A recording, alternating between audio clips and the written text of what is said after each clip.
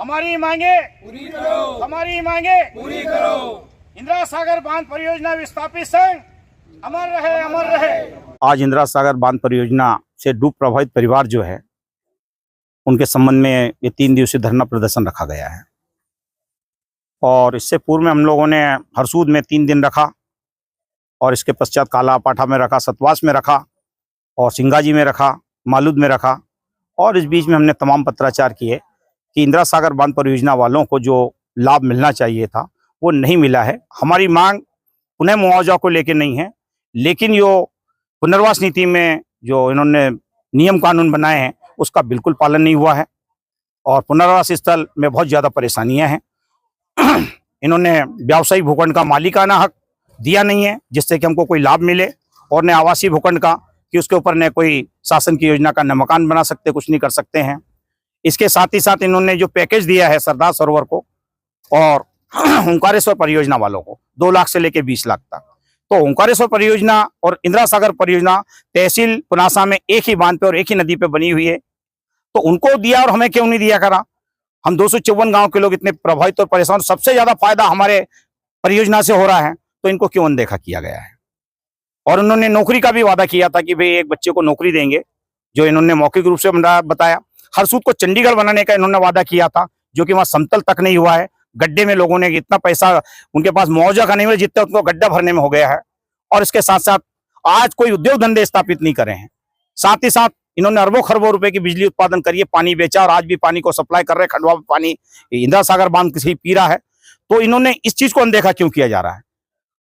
इसके साथ साथ इन्होंने जो ठेका दिया है मछली का वो दूसरे किसी ठेकेदार को दे दिया है। और आज ये जो है जितनी भी ये समस्या है, ये समस्या पुनर्वास स्थल पर जाकर आज तक इन्होंने किसी अधिकारी ने नहीं देखी है। इन्होंने हमने जहां तक अभी जितने भी 6-8 महीने से कर, इसके पहले भी आंदोलन 12-13 में किए, लेकिन कोई ध्यान नहीं दिया है, क्योंकि ये लोगों को इन्होंने 30 जून को भगा दिया था और सख्ती से भगाया, पुलिस प्रशासन के द्वारा भगाया।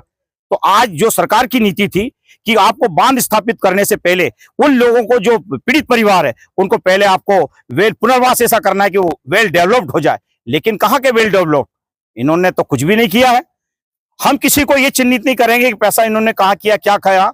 आप तो हमारे जो पुनर्वास नीति में लिखा हुआ उसका पालन करा जाए, उद्योग धंधे स्थापित की जाए और हमारी मांगे जो लिखी हुई वो पूरी की जाए। और सबसे बड़ी बात तो ये हो रही है कि ये लोग इनका ऑफिस को यहाँ से हटा रहे हैं। अब ये किस स्थान पर ले जा रहे हैं हमको कोई जानकारी नहीं है। जैसी जानकारी प्राप्त हुई है तो हमारी एक मांग में ये भी है कि एनएचडीसी कार्यालय हमेशा के लिए यहाँ रहे, क्योंकि एनएचडीसी कार्यालय से ये पूरा का पूरा तंत्र जुड़ा हुआ है। आज भीड़ बहुत कम रही प्रथम दिन में। इसका प्रमुख कारण भीड़ कम नहीं रहने का कारण यह है कि हमने अनुमति के लिए विधिवत 15 दिन पहले आवेदन दिया था। हम वकील लोग हैं, हमने आवेदन देने के पश्चात इन्होंने कोई गुंजाइश नहीं करी, अनुमति नहीं दी। हमको लास्ट डे भी परसों के दिन उन्होंने रात के 9:30 बजे अनुमति दी। और अनुमति देने के बाद, क्योंकि अगर हम ये जो है इसका अगर पहले प्रचार कर देते कि 3 दिवसीय आंदोलन रखा गया और इस स्थान पर रखा गया, सपोज देने यदि मान लो ये अनुमति नहीं देते तो भीड़ इकट्ठी हो जाती। तो इस कारण से हमने को जैसे अब इनको हमारी अनुमति आवेदन का जो हमारा प्रचार तंत्र है उनके माध्यम से प्रचारित किया है। मालिक का शुक्र है, कल आएंगे भी लोग आएंगे। और अभी किसानों का ये चल रहा है, ठीक है। और अभी पानी उन किसानों के लिए भर जाएगा जिनका इन्होंने जमीन का मुआवजा ही नहीं दिया, उनके जमीन में पानी घुस गया है, अधिकृत कर ली है। पिछले वाले कलेक्टर साहब ने बोला था कि इनकी जो विधि संगत मांगे हैं उनको पूरी करो। वो बहुत सारी ऐसी चीजें, कई लोगों के मुआवजा छोड़ दिया।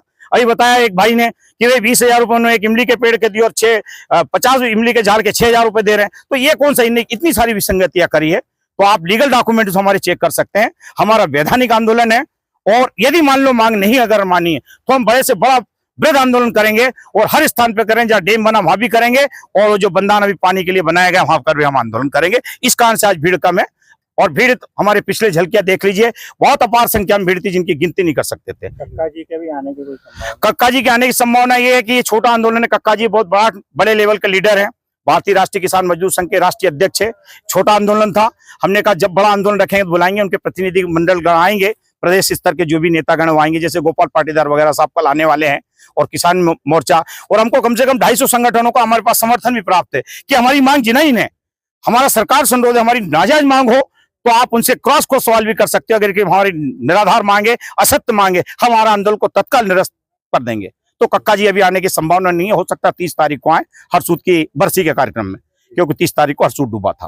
क्या नाम है आपका पूरा? मेरा नाम एडवोकेट डॉक्टर DL बकोरिया है और मैं लगातार इन कार्यक्रमों का संचालक हूँ।